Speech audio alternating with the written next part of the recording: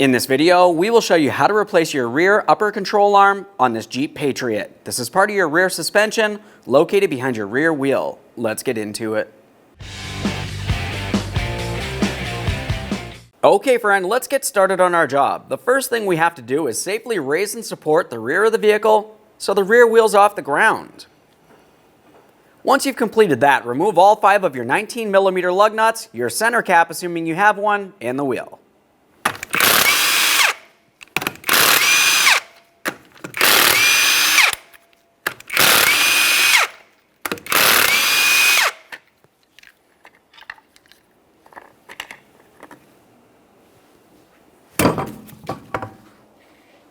The next thing we'll do is apply upward support underneath our rear suspension. Just be careful not to shift your vehicle off of your jack stands or whatever you have it up on.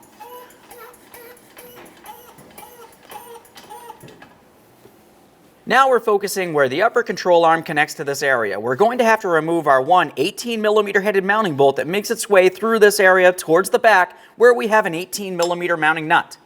Let's hold that mounting bolt with an 18 wrench and use our 18mm socket on the back side.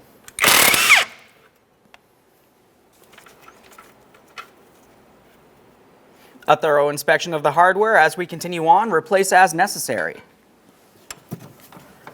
Make sure you have movement from this. It's common for these mounting bolts to be stuck in the bushings. If that's the case, you're going to have to work at it a little bit. Since I do have some movement, I'm going to lightly tap this out of position. We do want to be extremely careful not to cause any damage to our threads.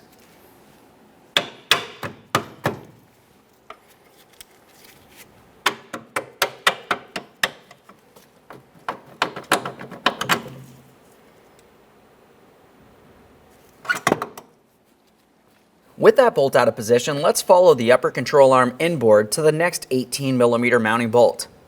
For this one, it's easiest to gain access from under the rear suspension.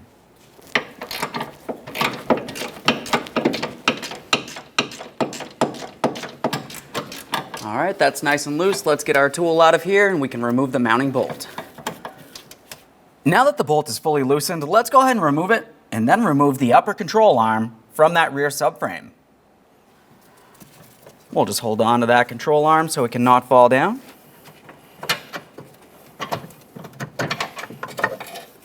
There's our mounting bolt. Let's take hold of the control arm. We'll slide it out of position.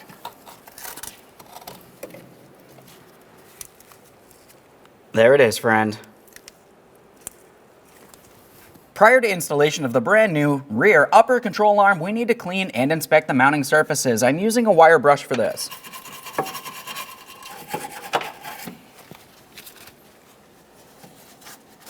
We'll give it a quick wipe and confirm nothing's rotted or weak. Repeat the process for the other mounting point.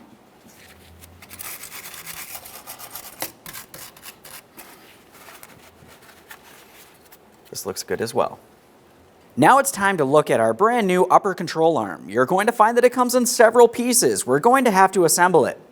To assemble it, we want to make sure we have it in the proper orientation. There's something that you want to pay attention to. Along this area of this piece, you can see this flat locating tab making its way all the way across. That's for the cam adjuster for your alignment. We want to make sure that we have this facing straight forward on the vehicle, not rearward towards our rear shock. Otherwise, you're going to have a suspension issue. Start sliding this in here. Continuing on, we're going to take each one of our two 15mm headed mounting bolts and slide them through the slots.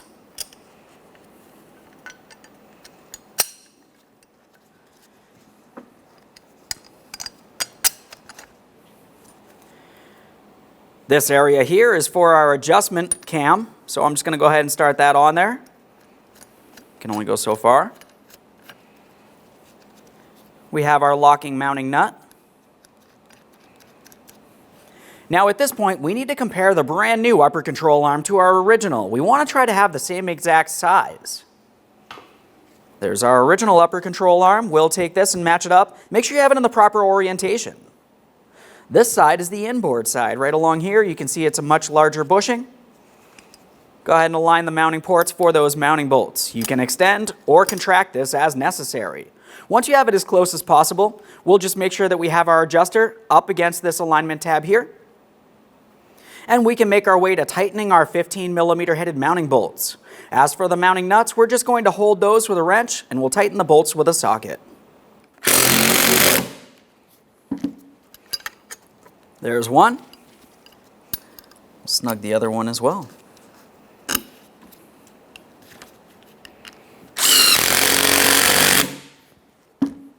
Now I'm just going to confirm I have the proper adjustment, and then we'll torque these to 25 foot-pounds.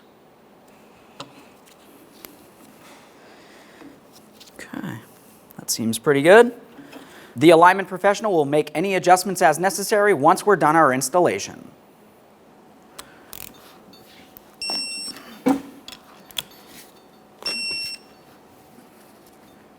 Let's install this in the vehicle. Now we can start placing this into the vehicle. We'll make sure we have it in the proper orientation. We have the adjustment points facing all the way down towards where the brakes are. And of course that adjustment cam is on the forward side. Start bringing this into position. We're starting with the inboard side first, and then we'll continue on with the outboard side. I have my mounting bolt. I've cleaned the threads and applied blue thread locker.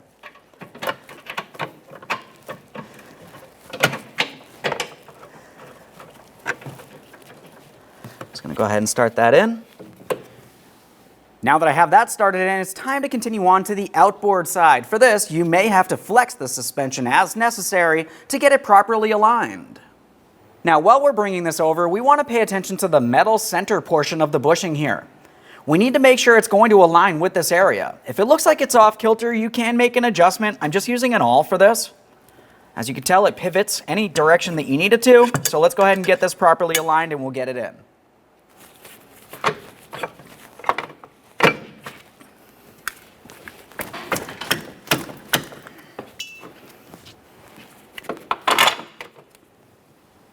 The bolt is through. Let's continue on with our mounting nut.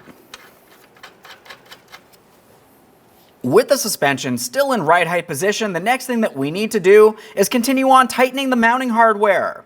Once you have each of these tightened, torque them to 70 foot-pounds. This has to be done in right height position.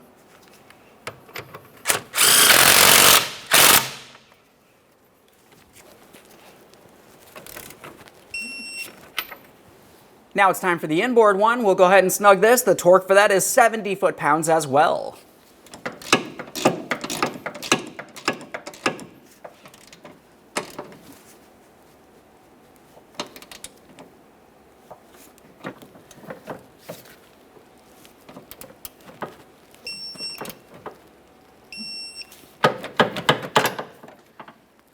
With that upper control arm fully torqued, we can remove pressure from underneath our rear suspension.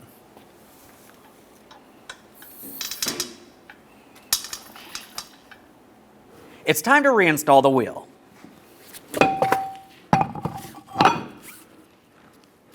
Once the wheel's in place, if you have a center cover, go ahead and install that now. We're starting on all 5 of our 19mm lug nuts. We'll bottom them out. Get the wheel safely back on the ground and torque each of these to 100 foot-pounds.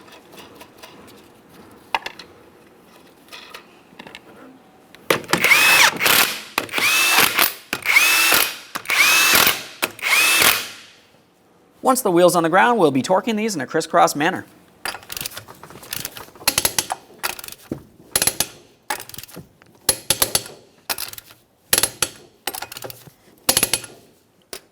Torqued. Okay, friend, we finished our installation. The next thing you need to do is hop in the passenger compartment. Pump up the brake pedal till it's nice and firm. Take your vehicle for a road test, listen for any odd noises, make sure there's no ABS light, and get yourself a 4-wheel alignment. Thanks for watching. When only the best will do, demand TRQ. The only company that lets you view before you do. TRQ is committed to offering the highest quality aftermarket auto parts that are engineered for peace of mind. Thanks for using and viewing with TRQ.